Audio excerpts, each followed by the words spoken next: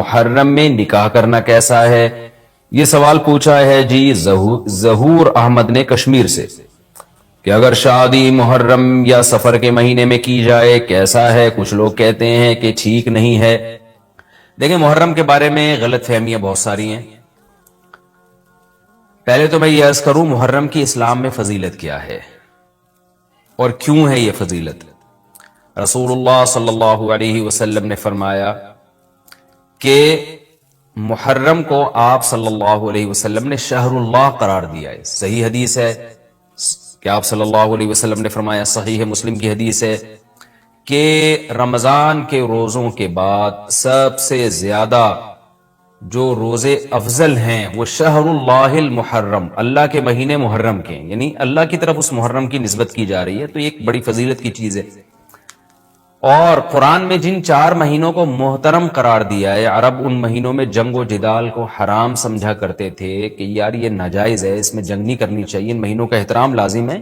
ان میں 4 مہینوں میں محرم بھی ہے، محرم، رجب، ذی الحجہ، ذی قعدہ، ذی الحجہ، یہ 4 مہینے ہیں جو محترم ہے، لیکن اس میں پھر رجب بھی داخل ہے اور ذی قعدہ بھی اور ذی الحجہ بھی، تو یہ بھی ہے۔ اور 10 محرم کے روزے کی بڑی فضیلت ہے۔ آپ صلی اللہ علیہ وسلم نے فرمایا 1 سال کے گناہوں کی معافی کا ذریعہ بنتا ہے، لیکن آپ نے فرمایا کہ یہودیوں کی مشابہت نہ کرو، کیونکہ یہودی 1 روزہ رکھتے ہیں تو ہم 9، 10 یا 10، 11 2 روزے ملائیں گے، تو یہ محرم کی فضیلت ہے۔ اور یہ کیوں ہے اس کی ہمیں وجہ معلوم نہیں ہے۔ جیسے کسی نے ابھی بھائی نے سوال پوچھا نا ایک کہ اس میں کوئی واقعات ہوئے تھے، تو پہلے میں بتا دوں 10 محرم میں جب نبی صلی اللہ علیہ وسلم نے محرم کے مہینے کی یہ فضیلت بیان کی تو اس کو کسی واقعے کی بیس پہ بیان نہیں کی ہے۔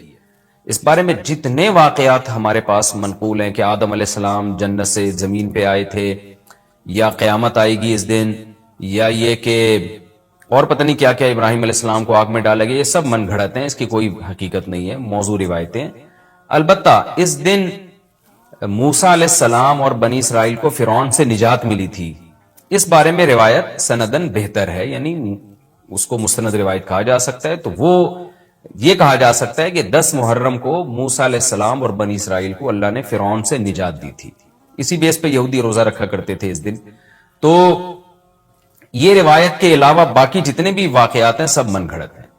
باقی حضرت حسین رضی اللہ تعالی عنہ کو جو کربلا میں شہادت ملی ہے، وہ تو 10 محرم، وہ تو فضیلت تو اسلام میں پہلے سے تھی، تو حضرت حسین رضی اللہ تعالیٰ عنہ کا واقعہ تو بعد میں ہوا ہے، تو اس سے حضرت حسین کی شہادت کو اور فضیلت مل گئی کہ آپ کو ایک مقدس دن میں اللہ تعالیٰ نے شہادت عطا فرمائی ہے۔ تو اب کیا مسئلہ ہے؟ اب میں جو ہے نا نمبر وار سوال پڑھ کے بتاتا ہوں، نمبر وار جو ہے نا، تاکہ وہ بحث ہماری گچ مچ نہ ہو جائے۔ ابھی سارے سوال میں نے اکٹھے پڑھ لیے تھے تاکہ آپ کو پتا چلے کہ آج محرم کے بارے میں کیا معلومات ہم شیئر کریں گے، کیا مسائل میں بتاؤں گا۔ اسی میں ایک سوال ہے جی، محرم میں نکاح کرنا کیسا ہے؟ یہ سوال بھی ظہور احمد نے کشمیر سے پوچھا ہے۔ محرم میں نکاح کرنا بھی جائز ہے، بلکہ ہمارے مسلک کے مطابق باعث برکت ہے، کیونکہ محرم کو اللہ کے نبی نے محترم قرار دیا ہے، جو قابل احترام مہینہ ہے تو مقدس ہے، تو مقدس مہینے میں عبادت کا ثواب بھی زیادہ ہوتا ہے، اور نکاح بھی شریعت میں عبادت ہے۔ نکاح کیسے عبادت ہے؟ شریعت نے نکاح میں عبادت کا رنگ ڈال دیا ہے۔ دیکھیں آپ کہ نکاح ایک معاملہ ہے، لیکن اس سے پہلے خطبہ بھی ہوتا ہے۔ خطبہ جمعے کی نماز سے پہلے ہوتا ہے، خطبہ عید کی نماز سے پہلے ہوتا ہے، خطبہ استسقاء کی نماز سے پہلے ہوتا ہے، خطبہ حج میں ہوتا ہے۔ یہ ساری عبادتیں ہیں نا جس میں خطبہ ہے، لیکن اسلام نے کیا کہا؟ نکاح سے پہلے بھی خطبہ ہوگا۔ اس کا مطلب اسلام نکاح کو عبادت قرار دے رہا ہے، نکاح میں عبادت کا رنگ بھر رہا ہے۔ تو عبادتیں تو مقدس مہینے میں زیادہ ثواب ہوتا ہے ان میں۔ تبھی آپ دیکھیں نبی صلی اللہ علیہ وسلم نے فرمایا رمضان کے بعد سب سے زیادہ روزوں کا ثواب محرم میں ملتا ہے، کیوں؟ مقدس ہے نا، تو عبادت کا ثواب بڑھ گیا اس میں۔ تو اس حدیث سے صاف ہمیں پتہ چلتا ہے کہ اگر کوئی محرم میں اس نیت سے نکاح کرتا ہے کہ مقدس مہینہ ہے، تو اس میں عبادت کا ثواب بڑھ جائے گا، اور اس میں انشاءاللہ اللہ سے امید کی جا سکتی ہے کہ خیر و برکت زیادہ ہوگی۔ تو اس کو منحوس سمجھنا جائز نہیں ہے۔ اگر آپ کہتے ہیں اس مہینے میں چونکہ حضرت حسین رضی اللہ تعالیٰ عنہ کی شہادت ہوئی ہے اس لیے منحوس ہے، تو یہ غلط ہے۔ ایک تو ہماری نظر میں شہادت ایک بہت مقدس مقام ہے، اس کی وجہ سے کوئی مہینہ منحوس نہیں ہو سکتا، مقدس تو ہو سکتا ہے، منحوس نہیں ہو سکتا۔ دوسری بات یہ کہ 1 محرم سے لے کے 29 یا 30 ذی الحجہ تک اسلامی تاریخ میں کوئی ایسا دن نہیں ہے جس میں کسی مقدس شخصیت کی شہادت نہ ہوئی ہو یا کسی پہ ظلم نہ ہوا ہو. اگر آپ تاریخ کے اوراق اٹھا کے دیکھیں, ہر مہینے ہر تاریخ کو کوئی نہ کوئی اسلام میں اچھا واقعہ بھی ہوا ہے اور برا واقعہ بھی ہوا ہے. حضرت عثمان رضی اللہ تعالیٰ عنہ کی شہادت ہوئی باغیوں کے ہاتھوں, خود نبی صلی اللہ علیہ وسلم کی وفات ہوئی ربیع الاول میں, اور بھری ہوئی ہے نا اسلامی تاریخ. حضرت علی رضی اللہ تعالیٰ عنہ کی شہادت ہوئی. تو ان تمام شہادتوں کے آپ ایام نکالیں, ان کے مہینے نکالیں, کوئی مہینہ نہیں بچے گا. تو اس بیس پہ اگر آپ کہتے ہیں کہ اس مہینے میں نکاح پسندیدہ نہیں ہے, پھر تو پہلی تاریخ سے لے کے سال کی آخری تاریخ تک کوئی تاریخ بھی ایسی نہیں ہے کہ جس میں انسان نکاح نہ کرے. اس کا مطلب پھر آپ کنوارے چھڑے چھاٹی گھومتے رہیں, اور مسلمانوں کی پھر گروتھ ریشو تو میرا خیال ختم ہو جائے گا, مر جائیں, کہاں پیدا ہوں گے لوگ. اور اگر آپ کہتے ہیں کہ نہیں جی کسی شخصیت کے کسی دن میں انتقال کر جانے سے یا شہید ہو جانے سے یا اس پہ ظلم ہونے سے وہ دن منحوس نہیں بنتا, تو پھر 10 محرم بھی منحوس نہیں ہے. 10 محرم میں بھی آپ نکاح کر سکتے ہیں, اور محرم کے بقیہ تاریخوں میں بھی آپ نکاح کر سکتے ہیں. اور روایات میں ہمیں ملتا ہے کہ بعض بڑے بڑے حضرات تھے جن کے محرم کے مہینے میں نکاح ہوئے. میں اس بحث میں نہیں جاؤں گا, پھر اس میں تاریخی روایات ہیں, کوئی کہتا ہے فلاں تاریخ تھی, کوئی کہتا ہے, پھر لوگ اس پہ ایک غیر ضروری بحث میں چلے جاتے ہیں. لیکن ہمیں ایسے واقعات ملتے ہیں. تو اس لیے اس بارے میں, اور پھر شریعت میں جلد نکاح کی ترغیب ہے. نکاح کو ڈیلے کرنا یہ شریعت میں پسندیدہ کام نہیں ہے. اس بیس پہ تو ڈیلے کیا جا سکتا ہے نکاح کہ آپ کو رشتہ سمجھ میں نہیں آ رہا, مشورے کر رہے ہیں, لیکن جب ایک دفعہ رشتہ سمجھ میں آ جائے تو اسلام کا حکم یہ کہ اس میں جلدی کی جائے. صحیح ہے, بخاری کی مشہور حدیث ہے, نبی صلی اللہ علیہ وسلم کی خدمت میں خاتون آئی, عرض کیا کہ یا رسول اللہ میں آپ سے نکاح کرنا چاہتی ہوں. آپ نے چہرہ مبارک کو جھکا لیا, آپ کا ارادہ نہیں تھا. ایک اور صحابی کھڑے ہوئے, عرض کیا یا رسول اللہ آپ میرا ان سے نکاح کر دیں. اسی محفل میں نبی نے ان صحابیہ کا ان صحابی سے نکاح کرا دیا. تو آپ نے تو یہ نہیں پوچھا کہ یہ محرم کا مہینہ چل رہا ہے یا سفر کا مہینہ چل رہا ہے یا ربیع الاول کا مہینہ چل رہا ہے. ڈیلے نہیں کیا اس کو, اس لیے کہ خود آپ کی تعلیمات یہ ہیں کہ نکاح میں جلدی کی جائے. تو اگر آپ کو محرم میں رشتہ ملتا ہے, آپ ربیع الاول تک ڈیلے کرتے ہیں محرم کی وجہ سے یا سفر تک ڈیلے کرتے ہیں, تو یہ ڈیلے کرنا خود قرآن و سنت کے خلاف ہے. جس چیز میں تعجیل مقصود ہے, جس چیز کو شریعت نے جلدی کا حکم دیا. عبداللہ بن مسعود رضی اللہ تعالیٰ عنہ فرماتے تھے, مصنف ابن ابی شیبہ کی روایت ہے, کہ مجھے پتا چل جائے نا کہ میری زندگی میں صرف ایک رات باقی ہے, اگلے دن میں نے مر جانا ہے, اور میرے نکاح میں کوئی عورت نہ ہو, میں وہ رات بھی نکاح کے بغیر نہیں گزاروں گا, میں بیوی کے بغیر نہیں گزاروں گا, اس خوف سے کہ مجھے کہیں فتنہ نہ ہو جائے. صحابہ کرام جو تقوی کے اعلیٰ معیار پر تھے اور جن سے گناہ کا اندیشہ بہت کم تھا اور کہیں معاشرے میں بے حیائی پھیلی ہوئی نہیں تھی, وہ تو ان کا تو یہ کانسیپٹ تھا کہ بھئی ہم بیوی کے بغیر ایک دن نہیں گزاریں گے, کہیں ایسا نہ ہو کہ برائی میں پڑ جائیں. اور آج چاروں طرف بےہودگی پھیل رہی ہے, چاروں طرف بے شرمی, بے حیائی, انٹرنیٹ پر بےہودہ چیزیں, آپ یوٹیوب میں ویڈیو میں جائیں فوش چیزیں آ رہی ہیں, ہر چیز آپ کی شہوت کو برانگیختہ کرنے والی ہے. اور اس میں آپ یہ کہیں کہ ایک رشتہ طے بھی ہو چکا ہے, آپ صرف اس بیس پر آپ اس کو ڈیلے کر رہے ہیں, ایک مہینہ 2 مہینہ, لوگ سفر میں بھی نہیں کر رہے ہوتے, اور اس بیس پہ آپ ڈیلے کر رہے ہیں. اس میں خطرہ ہوتا ہے کہ مرد کسی گناہ میں نہ پڑ جائے, عورت کسی گناہ میں نہ پڑ جائے, تو شریعت اس کی آپ کو اجازت نہیں دیتی ہے. اور پھر اس میں یہ بھی ہوتا ہے کہ اگر آپ ڈیلے کرتے ہیں تو منگنیاں توڑنے کا شیطان کو موقع بہت ملتا ہے. میرے سامنے ایسے درجنوں واقعات ہیں, رشتہ طے ہوا لیکن جی چونکہ محرم ہے یا سفر آ رہا ہے تو ہم ربیع الاول میں کریں گے, یا منگنی کو کسی بھی وجہ سے ڈیلے کر دیا.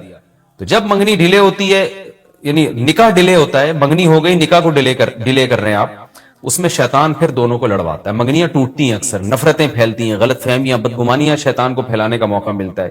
اس لیے شریعت میں تو منگنی کا لفظ ہی نہیں ہے, شریعت میں ہے خطبہ. خطبہ کا مطلب نکاح کا پیغام بھیجا, ان کو جب سمجھ میں آ گیا تو فوراً نکاح کر دیا. بیچ کا کوئی راستہ نہیں اللہ نے رکھا. تو چاہے وہ محرم ہو, چاہے وہ سفر ہو, چاہے وہ ربیع الاول ہو, چاہے وہ ربیع الثانی ہو. ہاں کوئی اس وجہ سے ڈیلے کر رہا ہے نکاح, کوئی واقعی شرعی عذر ہے اس کو, وہ بہت سارے مسائل ہیں, لیکن محرم کا ہونا بہرحال کوئی شرعی عذر نہیں ہے. تو اس لیے ہم اس میں نکاح کو جائز سمجھتے ہیں, باعث برکت سمجھتے ہیں. پھر میں بار بار بتا رہا ہوں کہ جو وہ شیعہ حضرات جو کر رہے ہیں ان کو کرنے دیں, میں آپ کو آپ کے مسلک کی بات بتا رہا ہوں. ہم جو قرآن و سنت کو اور اصحاب رسول کو فالو کرتے ہیں اور اہل بیت کو بھی مانتے ہیں, ہم ان کی بات کر رہے ہیں. وہ بھی دعویٰ کرتے ہیں کہ ہم مانتے ہیں, تو ان کو ان کے دعوے پہ رہنے دیں. ہم تو وہی بات کریں گے جو ہمیں صحیح لگے گی. اچھا بھائی, یہ بھی ایک سوال پوچھا ہے جی, 10 محرم کو کون کون سے نبی کو نجات ملی؟ یہ بھی سوال میں نے دہرایا تھا، ام محمد نے پوچھا ہے۔ تو دیکھیں اس بارے میں صرف ایک واقعہ مستند ہے، حضرت موسیٰ علیہ السلام کو فرعون سے نجات ملی۔ اس کے علاوہ 10 محرم کی طرف جتنے قصے منقول ہیں، ابراہیم علیہ السلام کو آگ میں ڈالا گیا، پھر آدم علیہ السلام دنیا میں آئے، یا اس دن قیامت آئے گی، یہ سب من گھڑت ہیں، ان کی کوئی حیثیت نہیں ہے، ان کو نہیں بیان کرنا چاہیے۔ یہ بھی سوال ہو گیا قیامت کیا محرم میں آئے گی؟ ایسا نہیں ہے، ہمیں نہیں پتا محرم میں آئے گی یا سفر میں آئے گی۔ سورہ طٰہٰ میں اللہ نے صاف طور پہ بتا دیا کہ اکاد اخفیہا لتجزا کل نفس بما تسعی، میں قیامت کے دن کو چھپا دوں گا۔ اللہ نے کسی کو نہیں بتایا کس دن آئے گی، وہ آئے گی تو اچانک آئے گی۔ اچانک وہی چیز ہوتی ہے جس کی ڈیٹ کا ہمیں علم نہیں ہوتا۔ لا تأتیکم الا بغتہ، قرآن کہتے ہیں اچانک آئے گی، تو اچانک کا مطلب اس کی ڈیٹ اللہ نے، اس کا سال، اس کا مہینہ اللہ نے ہمیں نہیں بتایا، تبھی تو اچانک آئے گی وہ۔ 5 درہم بیلنس پر 1 درہم بونس ملنے کا حکم۔ یو اے ای میں میرے پاس ایک سم ہے، اگر میں اس میں 5 درہم کا بیلنس ڈالتا ہوں تو 5 درہم کا بیلنس اور 1 درہم کا بونس ملتا ہے، اور 10 درہم کے بیلنس کی صورت میں 2 درہم کا بونس ملتا ہے۔ کیا یہ بونس میرے لیے حلال ہے؟ مصدق شاہ ابو زیبی سے۔ دیکھیں یہ جو ایڈوانس میں آپ پیسے ڈال دیتے ہیں اور 5 درہم ڈالے تو 6 درہم آ گئے، یہ سود نہیں ہے، اس لیے کہ ایسا نہیں ہوتا کہ 5 درہم آپ نے دیے تو آپ کو کمپنی نے 6 درہم دے دیے۔ درہم تھوڑی دے رہی ہوتی ہے، کمپنی 6 درہم کا بیلنس دے رہی ہوتی ہے۔ اس کو وہ تعبیر یہ کرتی ہے کہ 5 درہم پہ آپ کو 6 درہم ملیں گے، وہ درہم نہیں ملتے، آپ کو بونس زیادہ مل جاتا ہے۔ یعنی ایسے ہے، یعنی آپ کو جو یونٹ ہے نا کال کرنے کے، وہ زیادہ مل جاتے ہیں۔ تو اگر کوئی ایڈوانس پیسے دے رہا ہے اور اس کے بدلے میں کمپنی خوش ہو کے اس کو منٹ زیادہ دے رہی ہے تو بہت اچھی بات ہے۔ اس منٹ کو وہ تعبیر یہ کرتے ہیں کہ 5 درہم پہ ہم نے 6 دے دیے، 10 درہم پہ ہم نے 12 دے دیے، تو 12 نہیں مل رہے ہوتے، 5 درہم پہ آپ کو یونٹ مل رہے ہوتے ہیں، اتنے جتنے عام نارملی 6 درہم پہ ملتے ہیں، تو اس کو وہ تعبیر کر رہے ہوتے ہیں۔ تو یہ بالکل سود نہیں ہے، بالکل جائز ہے، اس کا کوئی گناہ نہیں ہے۔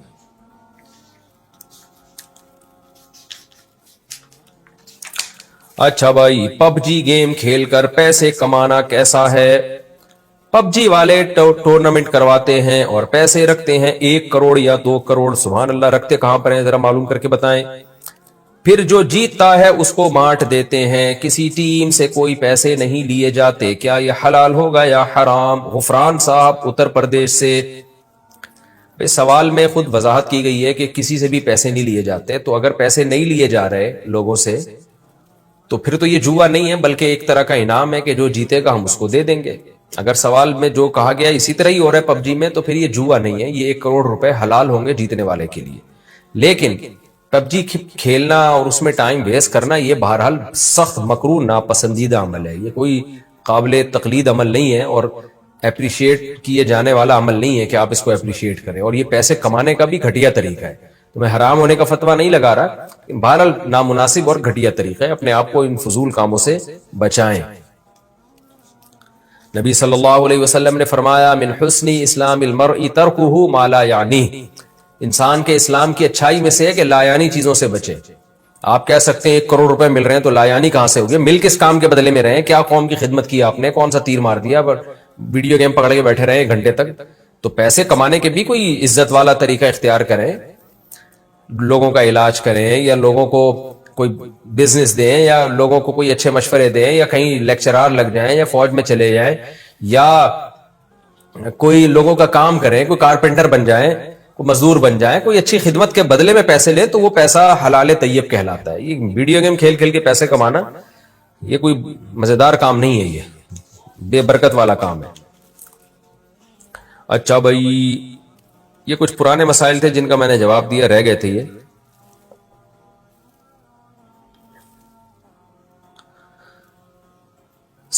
پوچھا ہے جی کہ کیا داماد سے پردہ فرض ہے؟ کیا داماد محرم ہوتا ہے؟ اس سے کتنا پردہ رکھنا چاہیے؟ بنت سلیم کراچی سے۔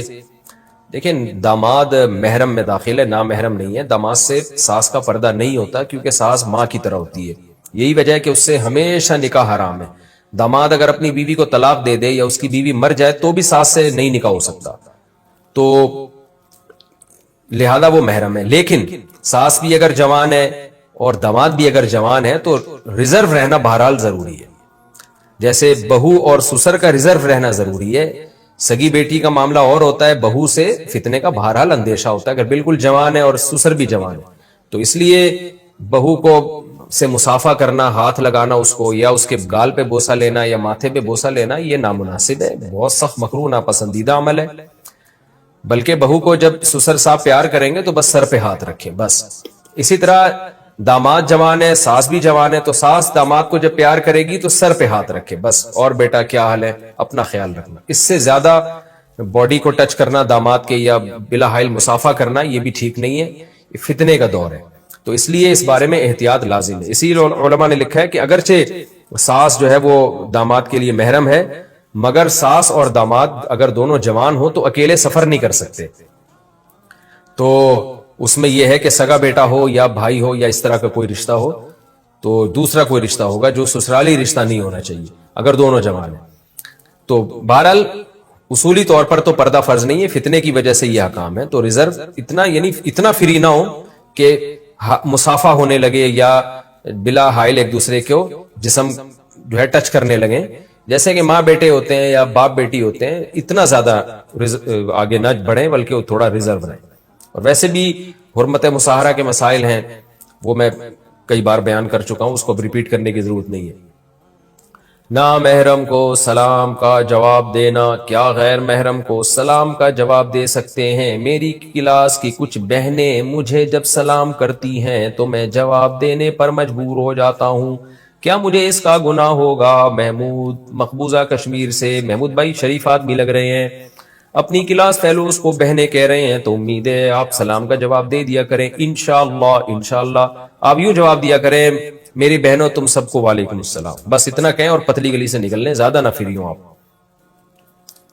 نامحرم کے بارے میں اللہ سے دعا کرنا. سارے نامحرموں کے سوال آ رہے ہیں, پتہ نہیں کیا کسی غیر محرم لڑکی کے لیے دعا کی جا سکتی ہے کہ یا اللہ اسے میرے حق میں بہتر کر دے, یا اللہ اسے مجھے عطا کر دے. سبحان اللہ. ارحم صاحب لاہور سے. ارحم صاحب میری دعا ہے آپ کی کہ اس اچھی جگہ شادی ہو جائے تاکہ آپ کوئی اور دعا مانگا کریں. دیکھو کسی لڑکی کا نام لے کے اللہ مجھے فلانی دلا دے, مجھے فلانی دلا دے, یہ مناسب نہیں ہے. آپ اللہ سے یوں دعا مانگا کریں کہ اے اللہ میری اچھی جگہ شادی کرا دے, جو میرے حق میں بہتر ہو مجھے وہ دلا دے. اور اگر آپ کسی لڑکی کو چاہتے ہیں تو اس کا دماغ میں تصور لا کے یہ بھی دعا کر سکتے ہیں, اللہ اگر یہاں تیرے علم میں بہتر ہے تو یہاں کرا دے. بس اتنا, اس سے زیادہ آگے نہ بڑھے کہ نام لے لے کے دعا کریں. جائز ہونا الگ, جائز تو ہے, کسی کا بھی نام لے کے دعا کی جا سکتی ہے, لیکن یہ ایک طرح سے یوں سمجھیں کہ اللہ کو آپ سمجھا رہے ہیں کہ یہاں کرا دے, یہ زیادہ بہتر ہے. تو یہ اللہ کو نہ سمجھائیں. اس کی مثال ایسے ہے جیسے ایک شخص نبی صلی اللہ علیہ وسلم کی خدمت میں آیا, عرض کیا یا رسول اللہ آپ میرے لیے دعا مانگیں کہ اللہ مجھے مال و دولت عطا کرے. آپ نے منع کیا. اس نے, وہ منافق تھا, پھر کہنے لگا دعا کریں مال و دولت. تو نبی صلی اللہ علیہ وسلم نے منع کیوں کیا؟ اس لیے کہ یہ دعا مانگنا ہے اللہ مجھے دولت دے دے, یہ مناسب نہیں ہے. دولت سے جو مقصد ہے وہ دعا مانگنی چاہیے. دولت کا مقصد کیا ہے؟ آپ کی زندگی عافیت سے گزرے, آپ میں استغنا ہو, آپ کی زندگی پرسکون ہو جائے.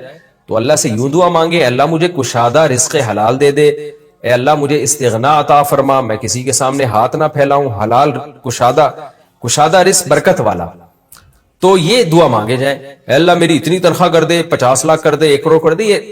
یہ نامناسب الفاظ ہیں, اس لیے کہ اس کا مقصد ہے, یہ دعا میں آپ گویا اللہ کو سکھا رہے ہوتے ہیں کہ مجھے پیسے سے مطلب ہے, مجھے پیسے سے جو مقصد ہے نا وہ مقصد سے مطلب نہیں ہے, میرا مقصد ہی پیسہ ہے. اب آپ یہ کہہ رہے ہو مجھے فلانی چاہیے, فلانی لڑکی سے شادی کرا دے, اس کا مطلب آپ کا مقصد ہی فلانی لڑکی بن چکی ہے. حالانکہ شادی کا مقصد تو سکون, اطمینان اور ایک کامیاب لائف ہوتی ہے. تو وہ اللہ سے یوں دعا مانگے جو ایسی ہو وہ والی دلا دے مجھے. تو اب ہو سکتا ہے وہ آپ اللہ کے علم میں آپ کے لیے بہتر نہ ہو.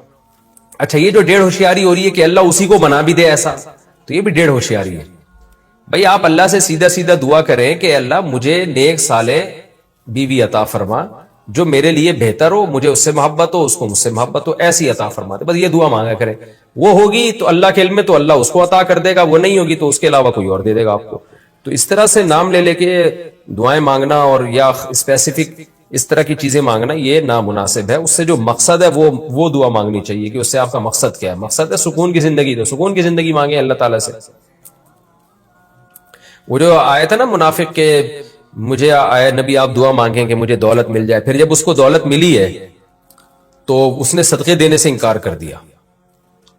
تو پھر اللہ کی طرف سے وعید آئی تو اس کو احساس ہوا، پھر وہ نبی کے پاس صدقہ لے کر آیا، آپ نے منع کر دیا. پھر ابو بکر کے پاس صدقہ لے کر آیا، آپ نے منع کر دیا نبی کے انتقال کے بعد. پھر حضرت ابو بکر کے انتقال کے بعد حضرت عمر کے پاس آیا صدقے کا مال لے کے، حضرت عمر نے بھی انکار کر دیا کہ جب نبی نے پہلی دفعہ آپ سے مطالبہ کیا تھا آپ نے کیا کیوں نہیں. کیا مطلب؟ اس کو اللہ نے مال دیا اور آزمائش میں ناکام ہو گیا پھر وہ. تو اس لیے بھائی اللہ سے بس عافیت مانگا کرو. نبی نے کیا فرمایا؟ جس نے خواہشات کو اپنا ہدف بنایا کہ میں یہ خواہش یہ بھی ہو جائے، یہ بھی ہو جائے، تو آپ نے کیا فرمایا؟ کیا اس کی خواہشات پوری ہو جائیں گی؟ کیا وہ خوشیوں میں آ جائے گا؟ نا نا نا نا نا نا. یہ پیغمبر کہہ رہے ہیں، اللہ کے سچے پیغمبر، وہ کبھی بھی خوشیوں میں نہیں آئے گا. فرمایا اس کو کیا سزا ملے گی؟ جعل اللہ من کانت الدنیا ہمہ جعل اللہ فقرہ بین عینیہ. دولت کے پیچھے بھاگے گا نا تو اللہ اس کے سامنے فقر و فاقہ کا خوف رکھ دیں گے. سمجھ رہے ہو؟ دولت کے پیچھے بھاگ رہا ہے، آ رہی ہے، مل بھی رہی ہے، لیکن خوف کیا ہوگا کہ یہ مجھ سے چھن نہ جائے. اس بات کی ٹینشن، یار یہ ختم نہ ہو جائے، یار یہ چھن نہ جائے، یار کوئی کاروبار کو نقصان نہ ہو جائے. بڑے بڑے کروڑ پتی فیکٹریوں کے مالک آتے ہیں، کہتے ہیں کہ لاشعوری سا خوف ہمیں ستاتا ہے. دنیا کی ہر نعمت ان کے پاس، مگر دماغ میں نا ایک کہہ رہے ہیں ہمیں خود بھی نہیں پتا ہم ڈر کس چیز سے رہے ہیں، لیکن سکون نہیں ہے. ایک لاشعور میں خوف ہے جو ہمیں مسلسل ستا رہا ہے. یہاں ایک آیت کئی سال پہلے، سفید ٹوپی، پوری پراپر داڑھی اور جناب سفید کرتا، بڑے ایسے نورانی چہرہ اور پکے نمازی تھے، بہت بڑے تاجر. مجھے کہنے لگے مفتی صاحب میں ایک دل کی بات آپ سے شیئر کرنا چاہتا ہوں. میں نے کہا جی. کہہ رہے میں نماز بھی پڑھتا ہوں، روزے بھی رکھتا ہوں، اہل اللہ کی صحبت میں بھی بیٹھتا ہوں، اور لیکن پتہ نہیں میرے دل میں سکون نہیں ہے، میرے دل میں سکون نہیں ہے. میں نے کہا آپ فیکٹری کے مالک ہیں، کوئی پرابلم ہے تو بتائیں. کہہ رہے نہیں کوئی پرابلم بھی نہیں ہے. میں نے کہا آپ کے ساتھ بے سکونی پتہ ہے کیا ہے؟ میں جانتا ہوں آپ کی بے سکونی، آپ کو یہ ڈر ہے کہ اس فیکٹری کا کوئی نقصان نہ ہو جائے. جیسی زندگی ابھی ہے پتہ نہیں یہ ہمیشہ ویسی رہے گی بھی یا نہیں رہے گی. تو نماز تو آپ نے پڑھ لی، آپ نے زکاتیں بھی دے دیں، آپ نے روزے بھی رکھ لیے، لیکن یہ جو لاشعور میں خوف ہے نا، اس خوف کا کوئی ازالہ کرنے والا نہیں ہے. کیونکہ آپ کو پتہ ہے یہ شیورٹی، یہ گارنٹی کوئی بھی نہیں لے سکتا کہ تمہیں نقصان کبھی بھی نہیں ہو سکتا. کیونکہ آپ نے اپنی زندگی میں دیکھا ہے بڑے بڑے کاروبار چلتے ہوئے ٹھپ ہو جاتے ہیں، لوگ روڈ پہ آ جاتے ہیں. کہہ رہے ہیں بالکل آپ صحیح کہہ رہے ہیں، مجھے یہی خوف ہے. میں نے کہا اس خوف کا یہ علاج نہیں ہے کہ آپ اپنے کاروبار کو ہر طرح سے سیو کر لو. یہ تو وہ تو کرنا تو چاہیے سیو، لیکن یہ علاج نہیں ہے. میں نے کہا اس کا علاج یہ ہے کہ آپ یہ فرض کر لو کہ یہ چھن گیا آپ سے سب کچھ، ابھی برباد ہو گئی، اللہ نہ کرے فیکٹری میں آگ لگ گئی، اب ہوگا کیا؟ کہہ رہے کیا ہوگا؟ میں نے کچھ بھی نہیں ہوگا. صبح 2 پراٹھے آپ پھر بھی کھاؤ گے، رات کو سونے کے لیے چھپڑا آپ کو گندے نالے پہ یا فٹ پاتھ پہ مل جائے گا. کوئی بات نہیں، انجوائے کرنا. دنیا مسافر خانہ ہے، رہنے کی جگہ بولو نہیں. ہماری بیسک ضرورت ہے، جب شدید بھوک لگے، بھوک برداشت نہیں ہوتی ہے، کھانے کو روٹی مل جائے، یہ بیسک ضرورت ہے.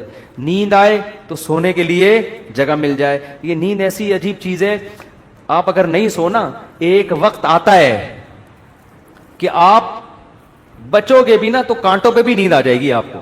اب جیسے میرے ساتھ ہوتا ہے نا، نیند نہیں ہو رہی، ایک وقت جب بہت زیادہ جمع ہو جاتی ہے، پھر ہم نہیں بھی سونا چاہ رہے ہوتے ہیں، سو رہے ہوتے ہیں. میں ایک دفعہ سفر میں آ رہا تھا، بڑا لمبا بس کا سفر تھا، سونے کا ٹائم ہی نہیں ملا. تو جب ہم سکھر تک پہنچے نا، تو پرانی بات ہے 20-25 سال پرانی، تو میں ایسا سویا ہوں، کبھی اس کے اوپر جا کے دھڑام سے گر رہا ہوں، وہ اٹھا رہا ہے بھائی کیا کر رہے ہیں مولوی صاحب. پھر جب ادھر کو کر دو دھڑام سے اس کے اوپر گرا، وہ کہہ رہا ہے مولوی صاحب تمیز سے بیٹھو یار. پھر ادھر میں جاگنے کی کوشش کر رہا ہوں، لیکن یہ اللہ کی رحمت ہے کہ جو چیز ضروری تھی وہ اللہ نے آپ کے اوپر مسلط کر دی. تو میں نے کہا نیند کا بھی کوئی ٹینشن لینے کی ضرورت نہیں ہے، سونے کی کہیں بھی جگہ نہ ہوئی نا آپ کو. اور جب گہری نیند آتی ہے نا، انسان پہ مسلط ہوتی ہے، بے شک نرم گدا نہ بھی ہو, سونے کا مزہ خاندانی آتا ہے. آدمی کہتا ہے کہیں سر ٹکانے کی, کوئی بندے سے کہتا ہے تو خالی ہاتھ یوں رکھ کے کھڑا ہو جا تھوڑی دیر کے لیے, کہیں سر ٹکانے کی ذرا سی جگہ مل جائے, ایسا مزہ آتا ہے سونے میں. وہ جو سبزی والا جو میرے پیسے لے کے بھاگا تھا نا, وہ ٹھیلے پہ سوتا تھا رات کو, وہ رات کو ٹھیلے پہ سوتا تھا. اس کو سکون تھا نا, اس کی سکون نہیں تھا اصل میں, وہ تھک اتنا جاتا تھا نا فراڈ کر کر کے ادھر سے پیسے, تو رات کو آ کے اب اس کو جگہ نہیں ملی, تو میں نے کئی دفعہ دیکھا ٹھیلے پہ سو رہا ہے. وہ مزدور لوگوں کو دیکھ لو نا آپ, جہاں جگہ ملے سو جاتے ہیں وہ. تو میں نے ان سے کہا کہ ٹینشن لینے کا نہیں ہے, آپ کی بیسک ضرورت نیند ہے, وہ آ جائے گی, کہیں بھی آ جائے گی, بیٹھے بیٹھے سو جاؤ گے. اور کھانے کی ضرورت, اتنا رزق اللہ انشاءاللہ آپ کو دے دے گا. اور شدید بھوک میں تو میرے بھائی دال میں بھی وہ مزہ آتا ہے جو ایک مالدار کو قورمے بریانی میں آتا ہے. شدید بھوک لگ رہی ہو نا, دال کھانے کا اپنا مزہ. میں نے کہا دال مل جائے گی. پھر کہنے لگے بیوی بچوں کا کیا ہوگا جب اتنی غربت ہوگی, خطرہ ہوگا تو بھاگ جائیں گے. میں نے کہا جو خود سے بھاگے اسے بھاگنے دو. ٹھیک ہے نا, جو خود سے بھاگے اسے کوئی ٹینشن. مسافر خانہ ہے نا بھائی. نیک بیوی تو وہ ہوتی ہے جو آپ کی شریکہ حیات ہے. جب دولت تھی اس وقت بھی ساتھ, جب غربت تھی اس وقت بھی ساتھ. تو اگر غربت میں وہ بھاگ گئی, بولو اے اللہ اچھا ہوا تو نے زندگی میں ہی جان چھڑا دی. کیا خیال ہے بھائی؟ اور میں نے کہا جب دوبارہ پیسہ آئے تو پھر اس کو لے کے نہ ہو, بولو اب وہیں رہو. اب کیا کرنا ہے, وہیں رہو. غیرت مند آدمی تھوڑی ایسی چیزیں پالتا ہے لیکن. تو میں نے کہا بھاگتا بھاگتا کوئی ہے نہیں آج کل, لیکن اگر بھاگ گئی ٹینشن نہیں, مسافر خانہ ہے, ویسے بھی مر جاتے تو قبر میں دفنا کے آ جاتی وہ. تو کوئی ٹینشن نہ لو میرے بھائی, کسی چیز کی ٹینشن لینے کا بالکل بھی نہیں ہے. ہم مسافر خانہ ہے. ہماری فیکٹریوں کو اللہ نہ کرے آگ نہ بھی لگے تو بھی تو مرنا ہے نا. ارے فیکٹری تم نہیں مرے, فیکٹری مر گئی ہے, زیادہ اچھا ہے. اس سے بہتر کہ تم مر جاتے اور فیکٹری بچ جاتی. کوئی فرشتہ آئے اور کہے اللہ نے مجھے حکم دیا ہے اس کی فیکٹری کو آگ لگوا دو, لیکن اس کو آپشن دے دو کہ تو مرے یا تیری فیکٹری کو مار دیں. آدمی کہتا ہے بھائی مزدوروں سمیت مار دے اس پوری فیکٹری, مجھے بچا لو. یہی ہوگا نا, مجھے بچا لو. تو ان کو تھوڑا سکون ہے. میں نے کہا آپ کا مسئلہ یہ ہے کہ آپ نماز پڑھتے ہیں, علماء کے پاس بھی بیٹھتے ہیں, مگر آپ نے دل میں دنیا کی محبت کے گٹر ابل رہے ہیں آپ کے. ہمارے حضرت فرمایا کرتے تھے بہت سے لوگ ایسے ہیں, بڑی بڑی داڑیاں, تہجد گزار, اور جناب بڑے ہر بات پہ درود شریف, لیکن دل میں دنیا کی محبت کے گٹر پالے ہوئے ابل رہے ہیں. یہ ایسے جیسے اللہ کی محبت کے چشمے ابلتے ہیں نا, تو دنیا کی محبت کے چشمے نہیں ابلتے, گندگی کے گٹر ہیں جو ابلتے ہیں. تو کہتے ہیں ان کے دل میں گندگی نہیں ہے, گندگی کے دنیا کی محبت کی جو ایک گٹر ہے نا, گٹر, وہ گٹر ابل رہے ہیں. جس کو یہ مثال سمجھ میں نہ آتی ہو, بارشوں میں ہماری گلی کو آگے دیکھ لیا کرے, وہ گٹر کیسے ابلتے ہیں, تو وہ پتہ چل جائے گا کہ یہ ہے جو گند نکلا ہوا. اس گند کو نکالو. کیا کہا پیغمبر نے ہود علیہ السلام نے اپنی قوم سے, صالح علیہ السلام نے اپنی قوم سے, تتخذون مصانع لعلکم تخلدون. اے میری قوم تم گھر اتنے مضبوط بناتے ہو جیسے تم نے ہمیشہ رہنا ہے, اتنا پیسہ ان دیواروں میں کیوں پھونک رہے ہو؟ حالانکہ وہ حلال پیسوں سے گھر بنا رہے تھے بھائی, حرام سے تھوڑی بنا رہے تھے, حرام سے نہیں بنا رہے. پھر بھی پیغمبر اعتراض کر رہے ہیں کہ موت کو بھول گئے ہو تم, اتنا سریا بنیادوں میں ڈالا جا رہا ہے. لوگ بتا رہے تھے ہم نے یہ سریا ڈالا. میں کہتا ہوں اپنی ہڈیوں میں تو کیلشیم ہے نہیں تمہارے, پہلے اپنی ہڈیوں میں سریا ڈالو بھائی. ہڈیاں بوسیدہ ہو رہی ہیں, کھوکھلی ہو رہی ہیں, اور مکان کی مضبوطی پہ انسان فخر کر رہا ہے. تو نکالو اس گٹر کو, ویسے جھٹک دو. ہمارے حضرت ایک ذکر بتایا کرتے تھے کہ رات کو نا تنہائی میں بیٹھ کے یہ ذکر کیا کریں. یہ ذکر حدیث سے ثابت نہیں ہے, صرف ٹریننگ کے لیے ہے, ٹریننگ کے لیے, اپنی اصلاح کے لیے. اس لیے اس کو سنت سمجھنا جائز نہیں ہے. وہ ذکر کرواتے تھے, بہت سے اکابر کرواتے ہیں یہ کہ لا الہ الا اللہ. لا الہ میں کیا کرنا ہے, گردن یہاں لے کے جانی ہے. لا الہ کوئی معبود نہیں, یہ تصور کر رہے ہیں دل سے اللہ کے علاوہ سب چیزیں نکل رہی ہیں, نکال کے باہر پھینک رہا ہوں. اس تصور کا نا بڑا اثر پڑتا ہے دل کے اوپر. لا الہ سب نکال کے, بحریہ ٹاؤن نکالو سب سے پہلے اس میں سے. ہاں بحریہ, آپ کو نہیں پتا بحریہ ٹاؤن کا, آپ باہر سے آئے نا. ہمارے ہاں وہ کامیاب ہے جو بحریہ ٹاؤن ہے, اور وہ ناکام ہے جو بحریہ ٹاؤن نہیں ہے. تو ہمارے ہاں جنت الفردوس میں ریاض ملک ہے جس کا بحریہ ٹاؤن ہے. یہ جنت جو دنیا میں باتیں کرتے ہیں لوگ, اب اس کو نہیں مانتے, کہتے ہیں بھائی تیرے پلاٹ کتنے ہیں. تو لا الہ کا مطلب نکالو دل سے، کوئی نہیں ہے جو گند بھرا ہوا ہے نا، دکان، پلاٹ، جائیدادیں، جاگیریں، جدھر دل اٹکا ہوا ہے، میرا بزنس، میرا کاروبار، میرا پلاٹ، میرا یہ سب میرا کر کے، جو میری گاڑی، یہ سب فضول چیزوں کو لا الہ میں تصور کر کے نکلو. حالانکہ اس وقت ہمارے پاس دھیلا بھی نہیں تھا ہم تو خود طالب علم تھے، لیکن اب کہتے تھے نکالو دل سے. رات کو 100 دفعہ نا یہ ذکر کرواتے تھے، لا الہ، سب نکال دیا، الا اللہ. پھر الا اللہ میں چوٹ مارتے تھے دل پہ. الا اللہ، صرف کون ہے؟ اللہ ہے. تو الا کل ما خلا اللہ باطل، حدیث میں آتے اللہ کے علاوہ سب باطل ہے. اس کا ہم آج کی زبان میں ترجمہ کریں گے، اللہ کے علاوہ سب بکواس ہے. سب کیا ہے؟ بکواس. اگر سب بکواس نہ ہوتا تو موسیٰ کلیم اللہ کو اللہ دنیا دیتا نا، اور فرعون کو غریب رکھتا کہ موسیٰ تو میرے ہیں تو ان کو دنیا بہت دوں گا، اور فرعون میرا دشمن ہے، اس کو کھانے پینے کے لیے روٹی، اس کی فیکٹریوں میں آگ لگاؤں گا. کیا کراؤں گا؟ فیکٹریاں تو فرعون کی چل رہی تھیں، اس کے محلات کے نیچے نہریں بہ رہی تھیں، اور موسیٰ کلیم اللہ کو فرعون غربت کے تانے دیتا تھا. ان کے پاس تو کچھ بھی نہیں ہے، شادی کرنے کے لیے تو 10 سال بکریاں چرائی ہیں انہوں نے. آپ شادی کرتے ہیں نا، اصل میں کیسے بھائی اتنے اچھے خاندان میں شادی ہوئی، آپ بتاتے ہیں یار ایکچولی میرا بزنس، اور وہ انہوں نے ایسا میرا اسٹیٹس دیکھا کہ خود ہی دے دی انہوں نے. اور غریب آدمی، ابے تجھے کیسے مل گئی؟ تو کیا کہہ رہا تھا؟ یار کسی کا رکشہ ادھار لے کے گیا تھا میں بتانے کے لیے. وہ بیچارہ فخر کر سکتا ہے؟ تو فرعون یہ تانے دیتا ہے موسیٰ علیہ السلام کو کہ ام انا خیر من ھذا الذی ھوا مہین، میرے پاس دولت ہی غریب. تو اس سے پتہ چلتا ہے اللہ کے علاوہ اس دنیا میں سب کچھ کیا ہے؟ بکواس. ہمارے نبی کچرے کے ڈھیر پہ صحابہ کے ساتھ گئے، ایک مری ہوئی بکری کا بچہ، سوری مری ہوئی بکری کا بچہ نہیں، بکری کا مرا ہوا بچہ، سمجھتے ہو؟ بکری کا مرا ہوا بچہ، مردار ہوتا ہے نا، بو آ رہی ہوتی ہے، پھول پھٹ رہا ہوتا ہے. آپ نے صحابہ سے فرمایا کوئی ہے جو اس کو کچھ درہم میں خریدے؟ صحابہ نے کہا یا رسول اللہ اس گند کو کون خریدے گا؟ آپ نے فرمایا اللہ کی نظر میں اس دنیا کی حیثیت اس سے بھی کم ہے. جو ہم اس کو لفٹ کرا رہے ہیں نا، میرا پلاٹ، میری گاڑی، چند اصل میں یہ سمجھ میں آتی نہیں ہے. آنکھ بند ہوگی تو سمجھ میں آ جائے گا یار کس چیز پہ میں نے محنت کی. تو دل سے دنیا کی محبت نکالو. اور یہ ذکر تنہائی میں اجتماعی نہ کرے، ایک بدعت نہ بن جائے. ہاں لاؤڈ اسپیکر کھول کے بھی مسجدوں میں ہو رہا ہے، ایک ٹوپی ڈرامے شروع ہو جاتے ہیں. ہر چیز کو نا لوگ انٹرٹینمنٹ کا ذریعہ بنا لیتے ہیں. اب یہ ذکر میں نے بتا دیا تو اب پتہ چلا مسجدوں میں پروگرام چلے، آئیے ہمارے ہاں 3:05 پہ ذکر ہوگا، پھر ہاں ہو رونا دھونا کرنا کرانا کچھ بھی نہیں ہوتا. تو تنہائی میں بیٹھ کے اگر 100 دفعہ ایسے کر لیں، لا الہ، ہلکی آواز کے ساتھ، لا الہ الا اللہ، لا الہ الا اللہ، لا الہ الا اللہ، آپ کئی دن تک کنٹینیو کریں گے، آپ کے دل کی کیفیت بدلنا شروع. پھر آپ کو لگے گا یار لا الہ کوئی نہیں ہے، سب بکواس ہے. پھر کوئی آپ سے آ کے کہے گا نا ابے بحریہ ٹاؤن، آپ کہو گے میں تو رات کو 100 دفعہ دل سے یہ بحریہ ٹاؤن نکالا ہے میں نے. تو کس بحریہ ٹاؤن کی بات کر رہا ہے؟ دنیا رکھو ضرور، ایسا نہ ہو کہ پلاٹ ہی بیچ دیں صبح اٹھ کے. 3 پلاٹ تھے بحریہ ٹاؤن میں بچوں کے لیے رکھے ہوئے تھے، لا الہ الا بحریہ ٹاؤن نکال کے صبح کا اٹھا کے دے دو کسی کو بس. تو اتنا کریں جتنا افورڈ کر سکتے ہیں. یہ تو ہمارے نبی نے تو رکھا ہی نہیں نا، لیکن ہمیں حکم ہے، ہم کمزور لوگ ہیں، رکھ لو. اگر اللہ نے وسائل دیے ہیں، دل نہ لگاؤ. دل لگانے کا کیا مطلب ہے؟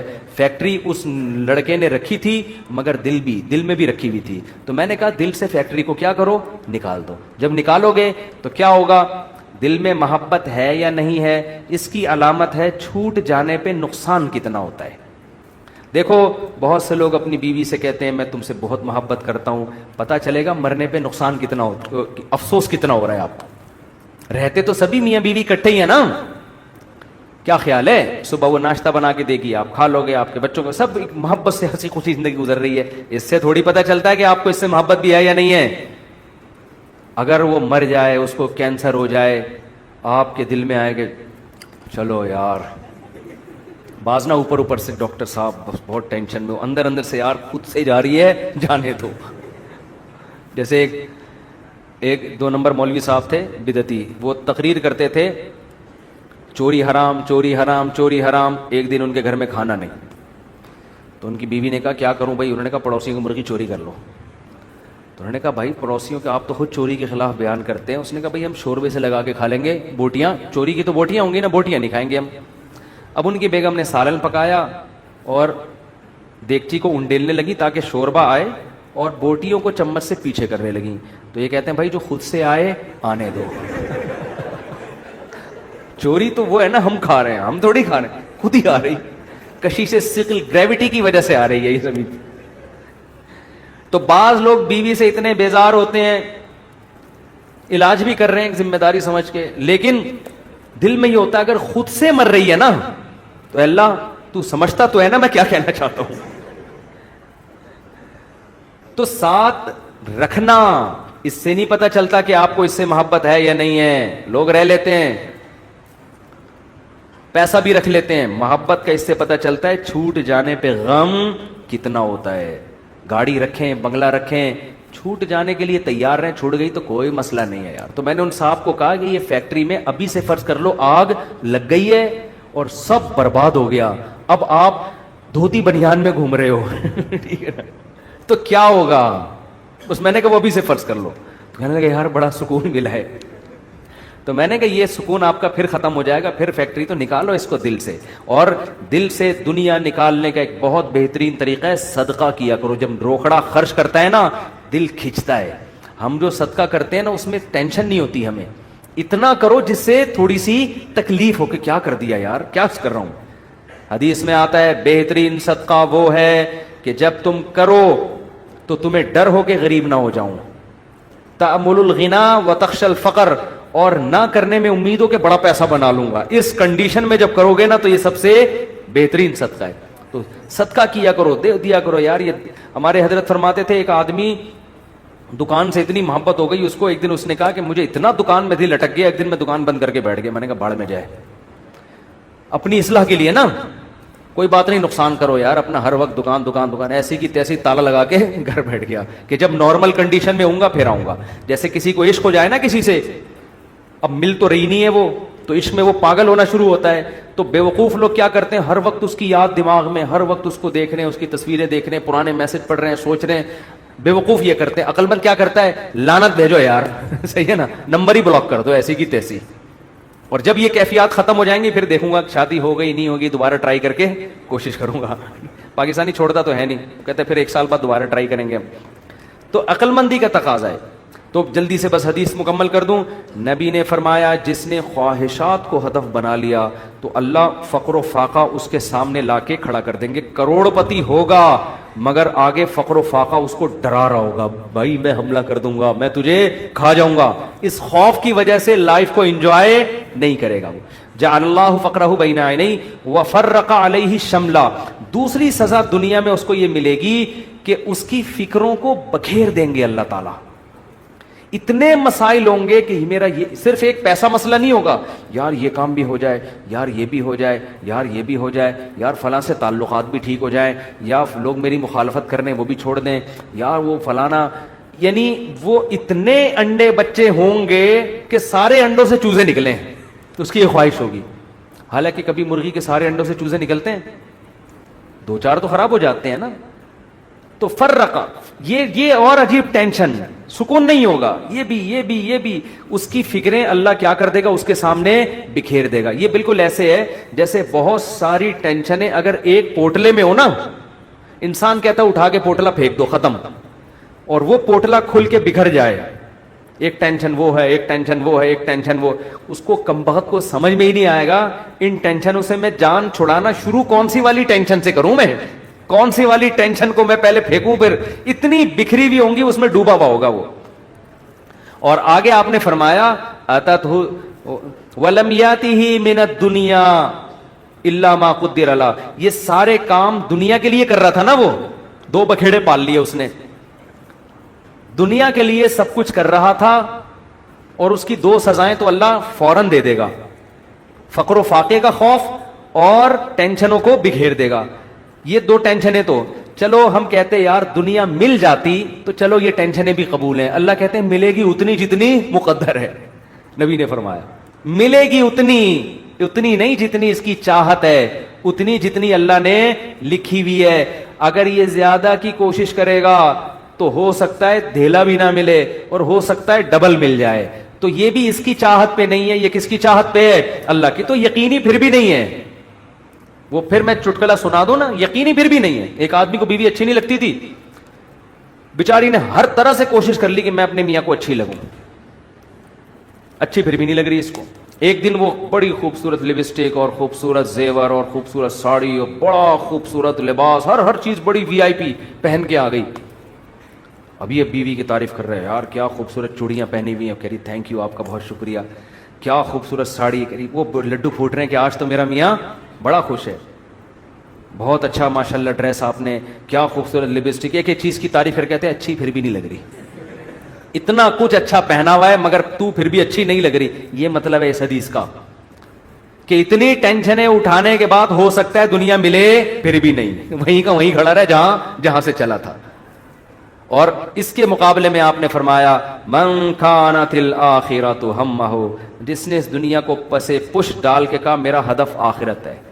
یہ دنیا اصل ہدف ہے ہی نہیں. ملے ٹھیک ہے, نہیں ملے ایسی کی تیسی. یہ ایسی کی تیسی یاد رکھ لیں. ملے ٹھیک ہے, بحریہ ٹاؤن میں پلاٹ مل گیا ٹھیک ہے, نہیں تو گندے نالے پہ لے لیں گے, مل گیا ٹھیک ہے, نہیں تو ریڈی لگا لیں گے, مل گیا ٹھیک ہے, نہیں تو ویسے ہی بیٹھ جائیں گے. ٹھیک ہے نا.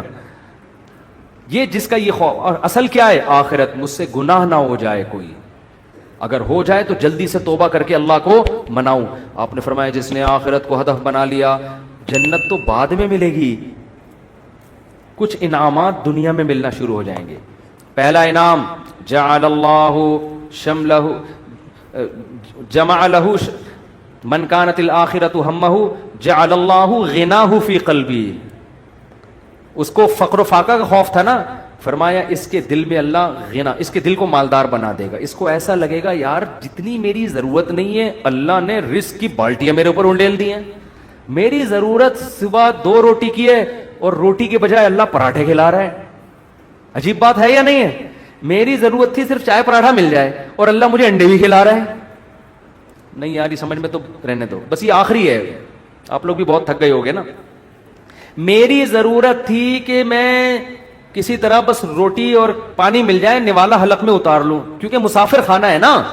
ارے بس میں سفر کر رہے ہو, ٹرین میں سفر کر رہے ہو, شدید بھوک لگ رہی ہے, آدمی کہتا ہے یار 2 نوالے کہیں اسٹیشن سے خرید کے لے آ, آگے پپو کا گھر آنے والا ہے پشاور میں, چاچو کا گھر آنے والا ہے, تو مزے ہی مزے بکرے رکھے ہوئے وہاں پہ. سفر کی ٹینشن تھوڑی لے گا, پھر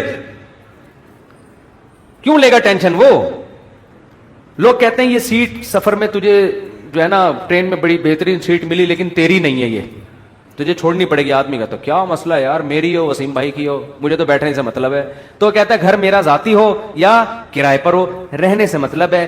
بنایا وسیم بھائی نے کروڑوں روپے کا, 20-25 ہزار کرایہ دے کے میں رہ رہا ہوں, لائف کو انجوائے میں کر رہا ہوں. بیوقوف وہ ہے جس نے بنایا. سمجھ میں آ رہی ہے کہ نہیں آ رہی.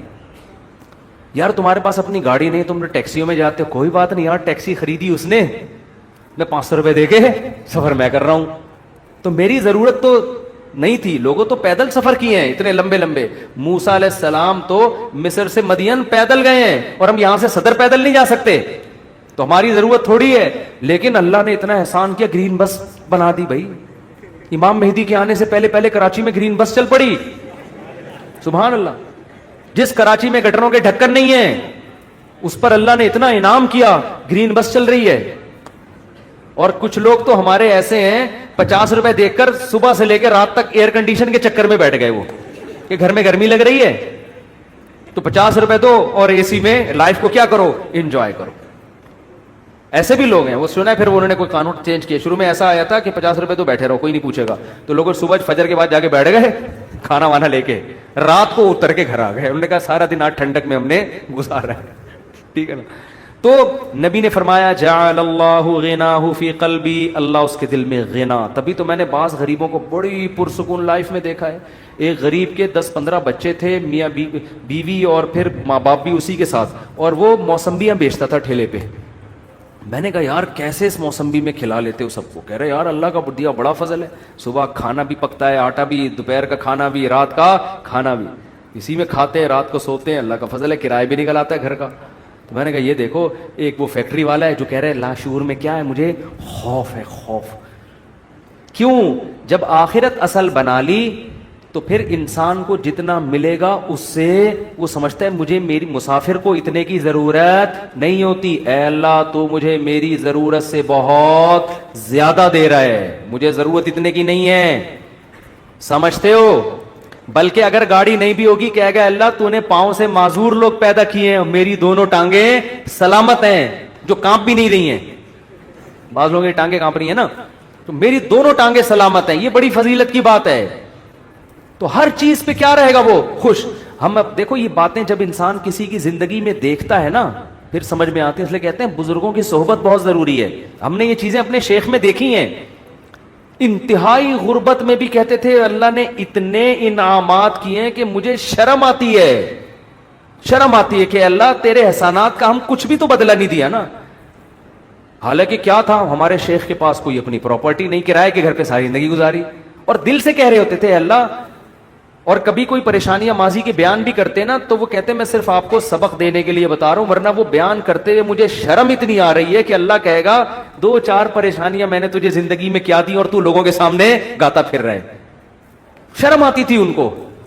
ہمارے یہاں زندہ رہنے کا کتنا شوق ہے نا لوگوں کو، بڑی عمر بڑی عمر. حضرت کہتے ہیں جب میں 63 سال کا ہو گیا تو مجھے تو اب شرم آنے لگی، یار میں ابھی بھی میں زندہ ہوں، کتنے لوگ دنیا سے چلے گئے. اب ایسا نہ ہو کسی بوڑھے کو جا کے آپ کہیں کہ آپ کو شرم آنی چاہیے، یہ تو بڑی بدتمیزی کی بات ہوگی. بوڑھوں کے لیے دعا کریں اللہ ان کو اور زیادہ لمبی عمر دے، کیونکہ جب آپ 63 کے ہوگے آپ کو شرم ورم نہیں آئے گی، آپ کہوگے یار کسی طرح بچ جاؤں میں. اور کوشش بھی کرو ان کو بچانے کی، کیونکہ بعض بیوقوف ہوتے ہیں. ہمارے ایک رشتے دار ہیں جا کے ہمارے نانا سے بول دیا کہ اتنی لمبی عمر سے اللہ نے پناہ مانگی ہے، وہ 99 سال کے ہو گئے تھے. تو ہم نے کہا بھائی کم بخت یہ ان کے سامنے کہنے کا تھوڑی ہے، اتنی لمبی عمر سے اللہ نے پناہ مانگی ہے. تو جعل اللہ غناہ فی قلبی، اللہ اس کی طبیعت میں کیا پیدا کر دے گا غنا. جب ملے گا لوگوں سے لوگ کہیں گے اپنا گھر ابھی تک نہیں بنایا، کہہ رہے یار بنایا تو وسیم بھائی نے تھا، رہ کون رہا ہے، میں ایسا انجوائے کر رہا ہوں. نل کے توڑو، دیواروں کو نیلا پیلا کرو. کرایہ دار جو واٹ لگاتے ہیں، بچوں نے وائٹ بورڈ بنایا ہوتا ہے دیواروں کو، کیلیں ٹھوکو اس میں ایسی کی تیسی کر کے. جب زیادہ غصہ آئے وہ نکال دے تو نکل کے دوسرا لے لو. کرائے پہ تو ہر جگہ گھر مل جاتے ہیں. تو وہ خوش رہے گا، خوش. اور آپ نے دوسرا انعام کیا بتایا، جعل اللہ غناہ فی قلبی وجمع له شملا.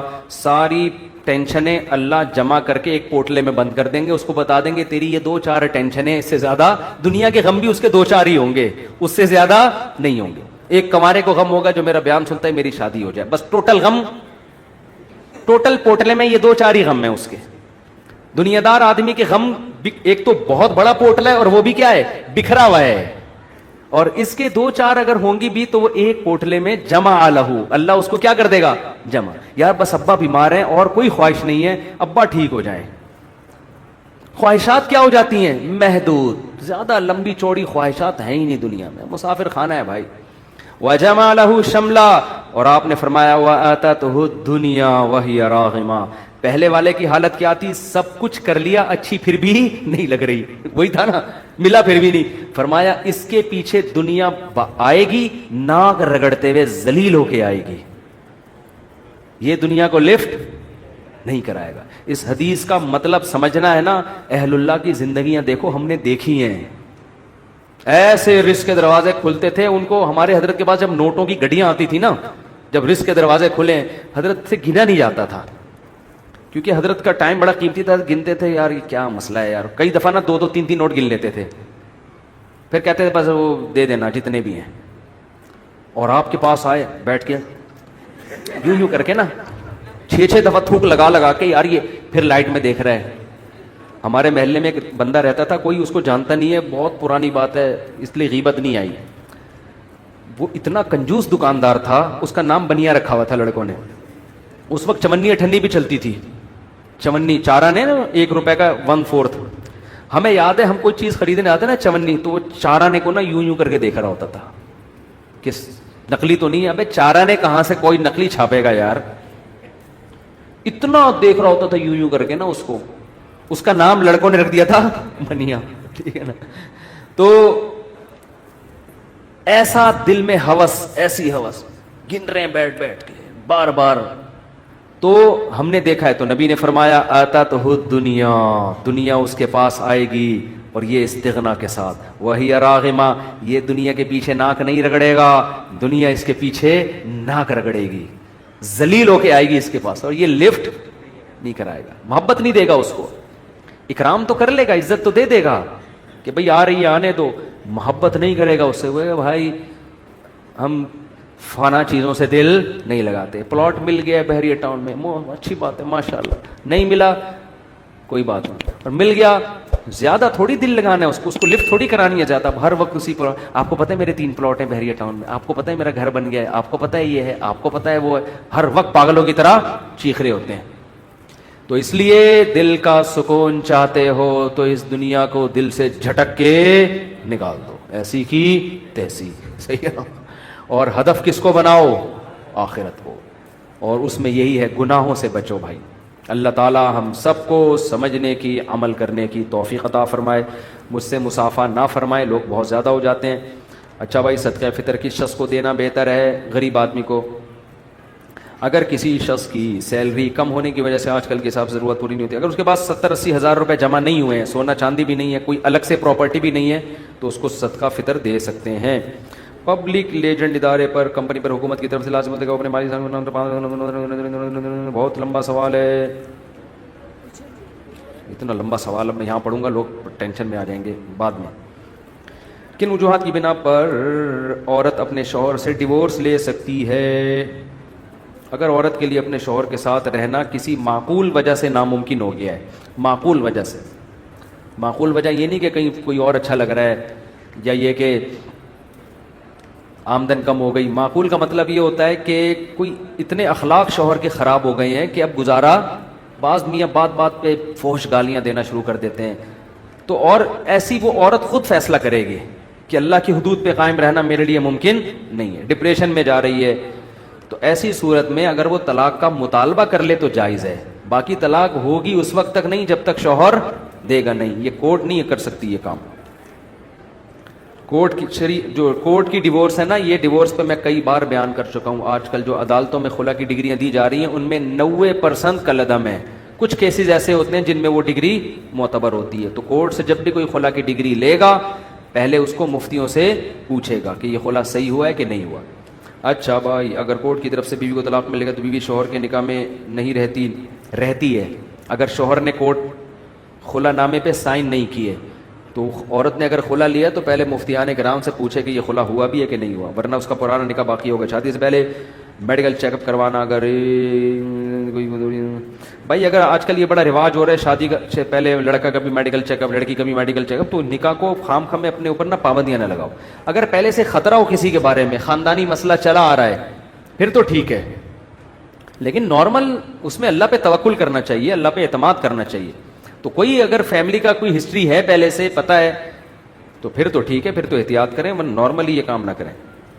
بینک کے ملازمین کی تنخواہ سود سے پاک ہوتی ہے؟ یعنی بینک کے ملازم کی تنخواہ تو سود سے پاک ہوتی ہے، مگر پھر بھی ہوتی اس لیے حرام ہے کہ سودی کام کو لکھنا، اس پہ گواہ بننا، یہ ناجائز ہے. اس ناجائز کام کے بدلے میں تنخواہ دی جا رہی ہے اس کو. مثال کے طور پر آپ نے کہا فلاں کی چیز اٹھا کے لے آؤ، اس کے بدلے میں تمہیں اپنی حق حلال کی آمدن سے 50 روپے دوں گا. تو آپ دے تو حق حلال سے رہے ہو، لیکن جس کام کے بدلے میں دے رہے ہو وہ کام کیا ہے؟ ٹھیک نہیں ہے، تو اس کے لیے وہ حرام ہوگی. تو بینک میں جو سودی بینک میں جو لوگ جاب کرتے ہیں، سود میں انوالو بھی ہوتے ہیں، ان کی آمدن کو سودی نہیں کہیں گے، حرام کہیں گے. سمجھتے ہو؟ اچھا بھائی، بینک میں کام کرنے والا مسجد یا فلاح اداروں میں چندہ ادا کرے تو اس کو نہیں چاہیے کہ چندہ دے اگر سودی بینک میں. میرے بھائی، چوتھی شادی کا کیا مطلب؟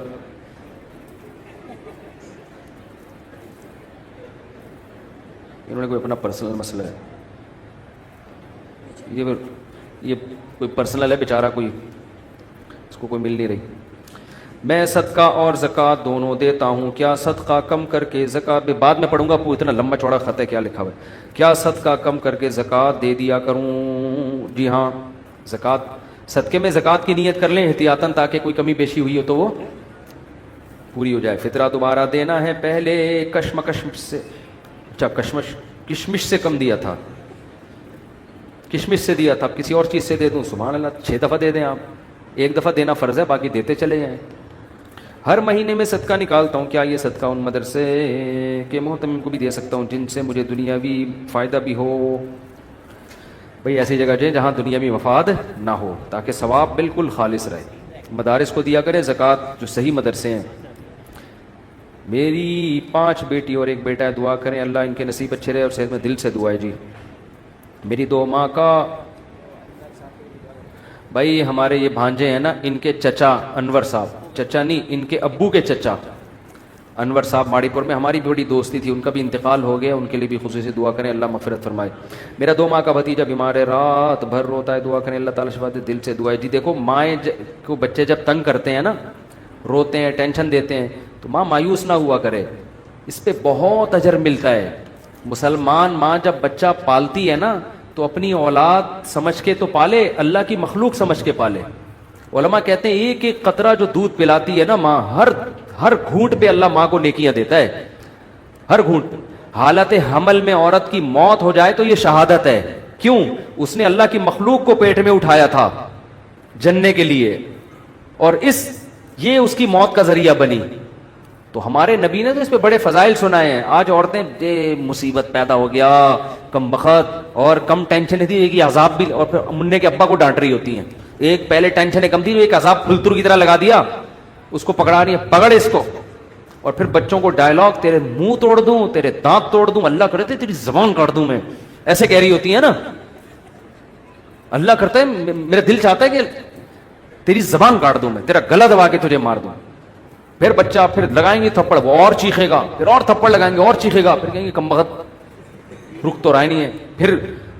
پھر کوشش کریں گی پیار کرنے کی, اس طرح چپ ہو جاتے. بچے ہوتے ہیں غیر مقلد, حقیقت ہے.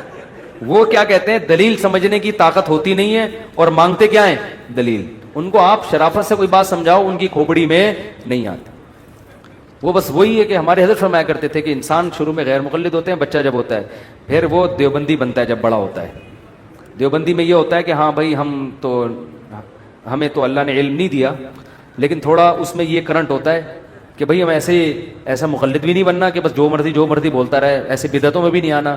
پھر جب عمر زیادہ ہوتی ہے تو پھر وہ براڈ مائنڈ, اب سب ٹھیک ہے جانے دو یار, تو وہ کیا بن جاتا ہے, وہ بریلوی بن جاتا ہے. پھر کہتا ہے یار یہ بھی 40واں بھی ٹھیک ہے, 30 بھی ٹھیک ہے. یعنی وقت کے ساتھ ساتھ نا اس کا ظرف تو کرنٹ کم ہونا شروع ہوتا ہے اور ظرف بڑا ہونا. وہ پھر وہ کہتا ہے جوڑ پیدا کرو یار, وہ بھی ٹھیک ہے اور یہ بھی ٹھیک. شروع میں کرنٹ بہت ہوتا ہے. تو بچے بھی ایسے ہی ہوتے ہیں, مانتے نہیں کسی کی بات. تو ماؤں کو چاہیے, یہ جو بچوں کی ٹینشن ہے یہ ثواب کی چیز ہے. اللہ آپ کے گناہ معاف کر رہا ہے. بچے نمازوں میں تنگ کرتے ہیں, نماز نہیں پڑھنے دیتے. مجھے یاد ہے ہماری چھوٹی بچی, ہم نے افطاری کا دسترخوان لگایا, میرے گھر والوں نے پورا دسترخوان بچھا کے شربت مربت لا کے پورا تمیز سے, بچی اس میں فروٹ چاٹ میں بیٹھ گئی. وہ چھوٹی بچی تھی, وہ دیکھ نہیں رہی کہ پیچھے وہ سمجھ کرسی ہے. اب ماؤں کو تو غصہ آتا ہے نا, ہمیں ہنسی آتی ہے. ہمیں تو بچوں فروٹ چاٹ میں وہ مزہ نہیں ہے جو بچوں کی ایسی حرکتوں میں مزہ ہے. لیکن عورتیں کہتی ہیں مرد پالتے نہیں ہے نا, ان کو یار ہے, جب پال کے دیکھو تو پتہ چلے گا. تو لیکن جو ٹینشن بچے دیتے ہیں بھائی, اس ٹینشن میں ثواب ملتا ہے, گناہ معاف ہوتے ہیں. نماز میں تنگ کر رہے ہیں, پڑھتے رہے نماز, ان کو گھومنے دیں دائیں بائیں, جو مرضی کر رہے ہیں کرنے دیں. تو چھوٹے کل ہماری وہ چھوٹی بچی نہیں چھٹانکی, جس کی میں نے زیارت کرائی تھی, اذان ہوئی فجر کی, ایک دم اس نے ہاتھ اٹھا لیا نا, ایسا اچھا لگ رہا ہوتا ہے. پھر اس نے دیکھا بھائی سب دوپٹہ لے لیتے ہیں, تو سر پہ ہاتھ رکھ لیا اس نے, ایسے ہاتھ رکھ لیا یوں. تو بچوں کو تو جو بڑوں کو دیکھتے ہیں وہ کرتے ہیں. تو یہی تو بچوں کی رونق ہے گھر کے اندر. تو عورتوں کو چاہیے ان بچوں کو ثواب سمجھ کے پالا کریں. اس پہ حضرت مریم نے حضرت عیسیٰ کو پالا تھا نا, کیسا اللہ نے ان کا قرآن میں تذکرہ کیا ہے. اگر وہ کہتی ہیں اللہ نہیں مجھے نہیں چاہیے اولاد, تو نے بغیر شوہر کے بھی دے دی پھر بھی نہیں چاہیے مجھے. ایکچولی جیسے آج کل عورتیں کر رہی ہوتی ہیں, اصل میں یہ بچے اور یہ ہسبینڈ یہ پرانے, ایکچولی ایجوکیشن پہلے کمپلیٹ ہو جائے, پھر ہم نے کنٹری کے لیے پھر یہ کرنا ہے, پھر ہم نے یہ کرنا ہے, پھر میں ایجوکیشن کے لیے یورپ جاؤں گی, پھر میں امریکہ جاؤں گی, پھر میں وہاں یہ کروں گی, پھر وہاں کروں گی, سب کچھ کر لیا. اب مجھے فون کرتی ہیں کوئی رشتہ ہی نہیں کر رہا. میں کہتا ہوں بھائی جب آپ کی شادی کی عمر تھی تو آپ نے قوم کے لیے قربانیاں دیں, اب قوم آپ سے شادی کی قربانی نہیں دے گی, کیونکہ قوم کو بیوی چاہیے, کسی کی نانی. بولو, مجھے اچھا نہیں لگ رہا یہ جملہ کہنا, لیکن خواتین کو غیرت دلانے کے لیے, میں کسی کا مذاق نہیں اڑا رہا, غیرت دلانے کے لیے. اب بیچاری کسی کی عمر زیادہ ہو گئی ہے تو بھی کر لینی چاہیے شادی اس سے, لیکن لڑکے کہاں کرتے ہیں. مرد سب سے پہلے بیوی میں عورت میں اٹریکشن دیکھتا ہے, کہہ رہا ہے ایجوکیشن بھی ہے وہ دوسرے درجے میں, اور یہ اس کو حق بھی ہے, اس کو اللہ نے منع تھوڑی کیا ہے. وہ کہے گا یار میں ڈاکٹر سے کروں اور وہ اس عمر میں مجھ سے اتنی بڑی ہو, وہ تو میں نے ڈاکٹر کوئی مارکیٹ میں کم تھوڑی ہے, علاج کرانا ہوگا پڑوس میں چلا جاؤں گا کلینک میں. لیکن میڈیا یہ بات عورتوں کو سمجھا نہیں رہا ہے کہ لڑکی کے لیے سب سے پہلے اس کا گھر بسانے کی فکر کرو, ایجوکیشن بھی کراؤ مگر وہ اس کے بعد ہے. تو یہی مسئلہ ہو رہا ہے آج کل. مغرب افطار کے 10 منٹ بعد ہوتی ہے, کیا آپ صلی اللہ علیہ وسلم صحابہ کرام میں بھی یہ عمل تھا؟ ہم نے سنا ہے کہ جو لوگ مکروہ ہو جاتی ہے. بھائی ایسا ہی ہوتا تھا. اب ظاہر ہے کچھ افطار نبی صلی اللہ علیہ وسلم نے حکم تو نہیں دیا نا کہ فوراً ایک کھجور کھاتے ہی نماز پڑھ لو, تو سہولت ہے. اس میں 2 طریقے ہو سکتے ہیں, یا تو ایک کھجور سے افطار ہو اور فوراً مغرب کی نماز ہو, پھر جا کے آپ کھانا کھا لیں. بعض علاقوں میں یہ طریقہ رائج ہے, بعض گاؤں دیہاتوں میں ہم نے دیکھا ہے مسجد میں ہی لوگ آتے ہیں, کھجور کھایا, نماز پڑھے اور پتلی گلی سے نکل لیے. اور دوسرا طریقہ پھر یہ ہے کہ افطار میں تھوڑا ٹائم دیا جائے, کیونکہ کرتے ہی نہ ادھر کا رہتا ہے نہ ادھر کا رہتا ہے. یار 5 منٹ کا ٹائم دیا, 2 نوالے لیے اور ایسے دسترخوان کو نا حسرت سے دیکھتا ہوا جا رہا ہوتا ہے کہ یار کیا کر رہی ہے میرے ساتھ نا ظلم. اس چکر میں لوگ جماعت کی نمازیں چھوڑ دیتے ہیں. تو 10-15 منٹ میں کمر سیدھی ہو جاتی ہے انسان کی, یہ فائدہ ہوتا ہے اس کو.